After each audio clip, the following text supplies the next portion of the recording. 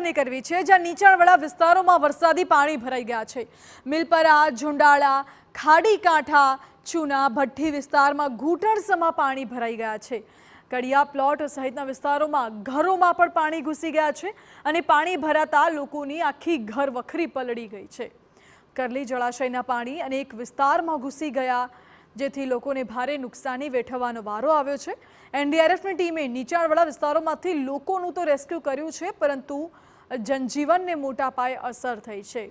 લોકોના ઘરનો તમામ માલ સામાન પલળી ગયો છે, આખી ઘર વખરી પાણીમાં તણાઈ ગઈ છે। અનાજ, ખાવાની ચીજ વસ્તુઓ બધું જ બગડી ગયું છે। મારા ઘર પાસે 4 થી 5 ફૂટ પાણી ભરાઈ ગયેલા છે અને સવારની લાઇટે નથી અને જનજીવન અત્યારે અસ્તવ્યસ્ત થઈ ગયું છે અને લોકો ખૂબ હેરાનગતિ ભોગવે છે। અમારે સાથે કડે પાણી સુધી પાણી ગળી ગયા છે, ઘરમાં માલ બધો પલળી ગયો છે અમારો। અત્યારે બહુ પરિસ્થિતિ ખરાબ છે। અત્યારે અમે નીકળવામાં બહુ તકલીફ છે અમારે, પાણી હજી વધવામાં છે। આ તરફ પોરબંદરમાં ધોધમાર વરસાદ વચ્ચે જિંદગી માટે જંગ લડી રહ્યા છે લોકો। મહિયારી ગામે કોસ્ટગાર્ડ દ્વારા 2 વ્યક્તિને એરલિફ્ટ કરવામાં આવ્યા। વાડી વિસ્તારમાં ભાદર નદીના પાણી ફરી વળ્યા હતા અને પાણી વચ્ચે ફસાયેલા પરિવારની મદદે આવ્યું કોસ્ટગાર્ડ। પરિવારના સભ્યોને એરલિફ્ટ કરી સલામત સ્થળે ખસેડવામાં આવ્યા છે।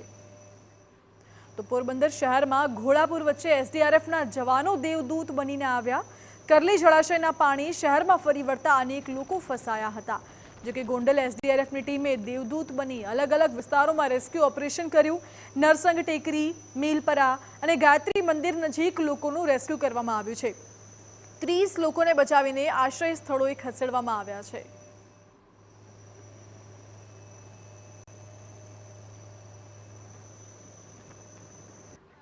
તો આ તરફ પોરબંદરના ખાડી વિસ્તારમાં પૂરની સ્થિતિમાં હાલાકી વધી રહી છે। નેવીની ટીમ સાથે બજરંગ દળ પણ મદદ માટે આગળ આવ્યું છે। ઘોડાપુરમાં ફસાયેલા લોકોનું હોડી દ્વારા રેસ્ક્યુ કરવામાં આવ્યું। અનેક લોકો 2 દિવસથી ગળાડૂબ પાણીમાં ફસાઈ ગયા હતા। ફસાયેલા લોકોને ખાવા પીવાની પણ મુશ્કેલી હતી, નથી ખાવા પીવાની કોઈ વ્યવસ્થા, નથી વીજળી। લોકો ભારે હાલાકીનો સામનો કરી રહ્યા હતા અને રેસ્ક્યુ ટીમ દ્વારા વિવિધ વિસ્તારોમાં સતત રાહત બચાવ કામગીરી કરવામાં આવી।